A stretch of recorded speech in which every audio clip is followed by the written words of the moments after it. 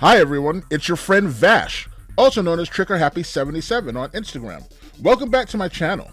It's been a while since I bored you with one of my rants, but I'm back with yet another. As a matter of fact, over the next couple of videos, I'll be ranting about each and every member of the Transformers 1984 original ARC crew. Whew, by the time I finish that title, the video will be over. That's right, I'll be ranting about each and every one of the 18 Autobots that boarded the ARC in Transformers Episode 1, More Than Meets the Eye, Part 1, when the Autobots left their home world of Cybertron to search for more Energon. Unless a new supply of energy is found, nobody is going to win this war. When do we start the search mission? Soon as you're ready to launch. In the very first episode of Transformers, More Than Meets the Eye Part 1, 18 Autobots boarded their giant space shuttle, the ARC. Ignition.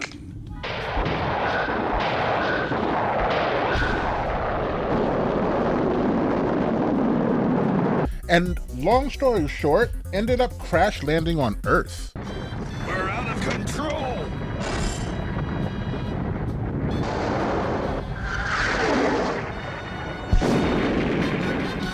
And I was enthralled by like the first 5 minutes of the show. I was like, this is the most amazing thing I've ever seen. And here we are 40 years later, and I'm still enthralled by the entire concept. The 1984 ARC crew consisted of like, I would personally say 3 parts. You have the Autobot cars, which I don't know if I named them that, or maybe I got it off of the checklist, but they were known as the cars. There were 11 Autobot cars, right? And they were like your average size Transformer figure. They were like, I don't know how tall they were back then, but now they're like 5.5 to 6 inch figures. That's like your main cast right there. Your deluxe size figure. They were like the main crew, right?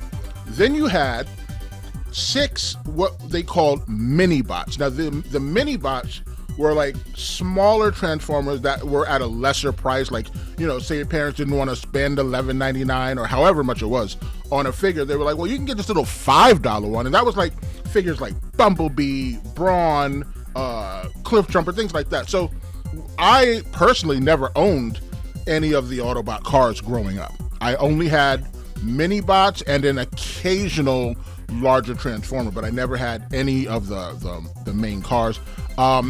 And then you had the third part of the Autobot ARC crew, which was the leader, Optimus Prime. And so you had Prime, 11 cars, 6 mini bots, and that made up your original 18 Autobot ARC crew, right?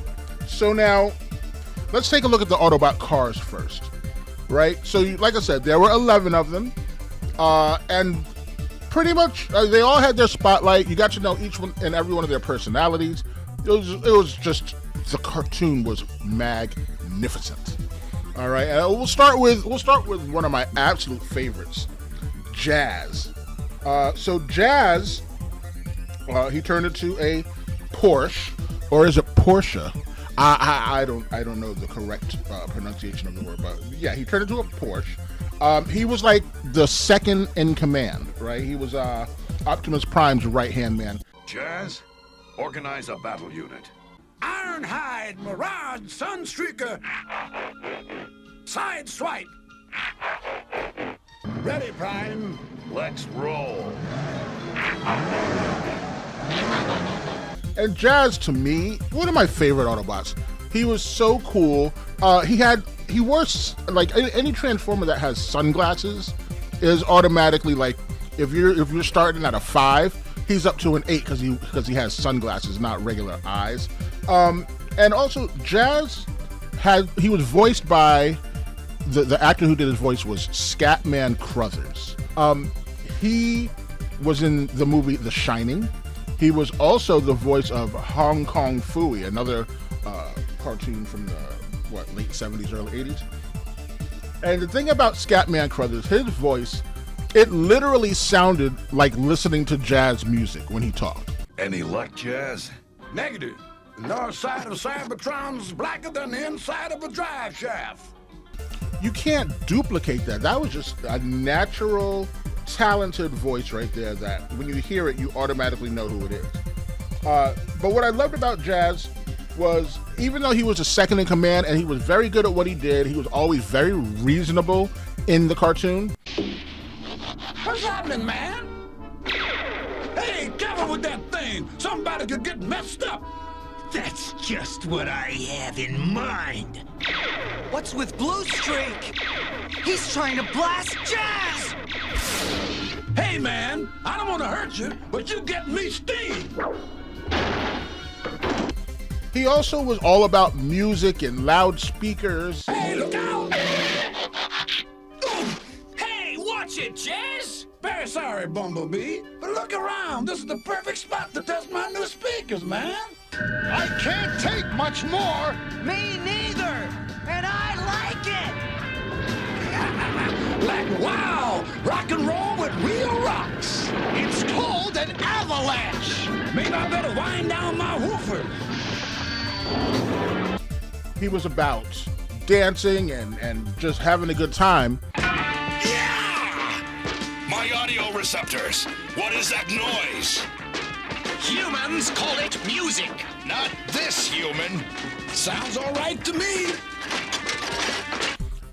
And he didn't make jokes, but you could see he got the jokes and was always there to lighten up the mood. Wow, that's the biggest snowman I ever saw. Not snowman, Spike, snowbot. There's a flurry in a hurry. Oh, thanks, Jazz. I get the drift. Okay, spheroid projectiles ready? Fire!